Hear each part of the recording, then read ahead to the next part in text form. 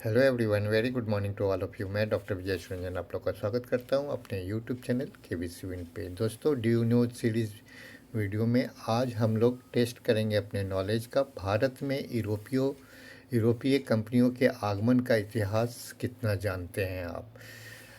आपको अपना knowledge test करना है, तो चलिए शुरू करते हैं। जैसा कि आप जानते हैं कि भारत की खोज या यूरोप से एशिया तक समुद्री मार्ग की खोज वास्को डी गामा ने की थी। ये तो बचपन से ही सुनते आए हैं सब।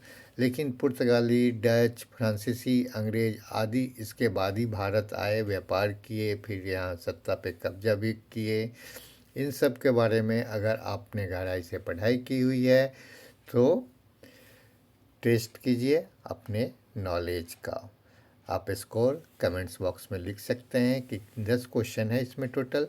आपको देखना है, आपको बताना है कि आपने कितने क्वेश्चन के सही आंसर किए हैं, कितना आप जानते थे। पहला क्वेश्चन है, वास्को डी गामा भारत के किस बंदरगाह पर आया था। तो दोस्तों, भारत में सबसे पहले पुर्तगालियों का आना हुआ केरल के कालीकट बंदरगाह पर 20 मई 1498 को, 20 मई 1498 को सबसे पहला पुर्तगाली यात्री जो था वास्को डी गामा पहुंचा था। 4 शिप से आया था दोस्तों ये। इसके साथ इसका भाई भी आया था। सेकेंड क्वेश्चन है, इनमें से कौन ब्लू वाटर से संबंधित है। आप यदि आंसर जानते हैं, यहाँ तो आंसर दिया हुआ है, लेकिन आप खुद चेक कीजिए कि इसका आंसर आपको पता था कि नहीं। इनमें से कौन ब्लू वाटर नीति से संबंधित है। तो द अल्मीडा, दो अल्मीडा था, ये भारत का पहला पुर्तगाली गवर्नर था। उसकी नीतियों को ब्लू वाटर पॉलिसी कहा जाता है, क्योंकि उसका मुख्य उद्देश्य था जो ये अपना इंडियन ओशियन है उसको नियंत्रित करना है। इनफैक्ट क्या करता था, उधर से कोई भी शिप गुजरती थी तो उससे जहाज़ जाती थी तो उससे वो वसूली करता था। उसने पूरा नियंत्रण कर रखा था और इसी को ब्लू वाटर नीति बोलते हैं। तीसरा क्वेश्चन है, भारत में पुर्तगाली शक्ति का वास्तविक संस्थापक कौन था। वास्को डी गामा तो सी रूट खोज लिया, पहला अल्मीडा बन गया गवर्नर, लेकिन जो सेकेंड गवर्नर था अफोंसो डी अल्बुकर्क को, ये भी सेकंड गवर्नर था जिसे मैंने बताया। 1509 से 1515 के बीच में इन्होंने काम किया था। 1510 में इन्होंने गोवा पे आदिल शाह से कब्जा कर लिया था, उसको हरा के, और गोवा का पहला ड्यूक बना था। और इसी को वास्तविक संस्थापक बोला जाता है, अल्फोंसो डी अल्बुकर्क को, जो सेकेंड पुर्तगाली गवर्नर था। थर्ड क्वेश्चन है, एक चीज़ और बता दूँ, जो वास्को डी गामा ने खोज की थी वो भी एक बार गवर्नर बन के आया था, लेकिन बिल्कुल लास्ट में 1523 के आसपास, 21 या 23 ऐसे आया था। यहीं पे उसकी मृत्यु भी हो गई थी उस समय। अगला क्वेश्चन है, बंगाल की इनमें से कौन सी फैक्ट्री पुर्तगालियों द्वारा स्थापित की गई थी। तो हुगली हुगली फैक्ट्री जो है पुर्तगालियों के द्वारा स्थापित की गई थी। साल 1534 में बंगाल के सुल्तान गयासुद्दीन महमूद शाह ने पुर्तगालियों को सतगांव और चटगांव में फैक्ट्री स्थापित करने की अनुमति दे दी थी। लेकिन 1538 में क्या हुआ, शेर शाह सूरी ने गयासुद्दीन और पुर्तगालियों को हराया। सतगांव बंदरगाह के पतन के बाद हुगली को स्थापित किया गया था। अगला क्वेश्चन है, इनमें से कौन कलकत्ता का संस्थापक था।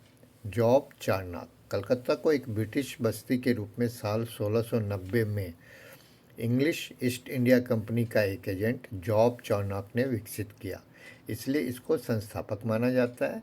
लेकिन 2003 में कलकत्ता हाई कोर्ट के अनुसार यह शहर कालीकता के नाम से पहले से था।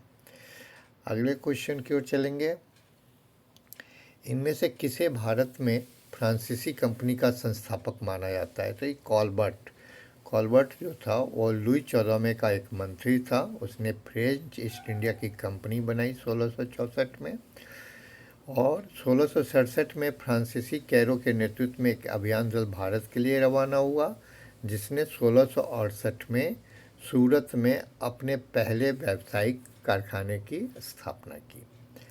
अगले क्वेश्चन की ओर चलेंगे। किस मुगल सम्राट के काल में इंग्लिश ईस्ट इंडिया कंपनी ने भारत में सबसे पहले कारखाना बनाया? तो ये जहांगीर के समय में बनाया। हालांकि ये अकबर के समय में ही आ गए थे ईस्ट इंडिया कंपनी जो थी, इंग्लिश ईस्ट इंडिया कंपनी, और इसने मछलीपट्टनम में एक अस्थायी कंपनी बनाया।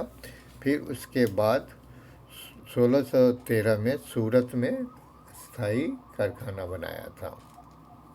अगले क्वेश्चन की ओर चलेंगे। इनमें से कौन यूरोपीय व्यापारी भारत में सबसे बाद में आए थे?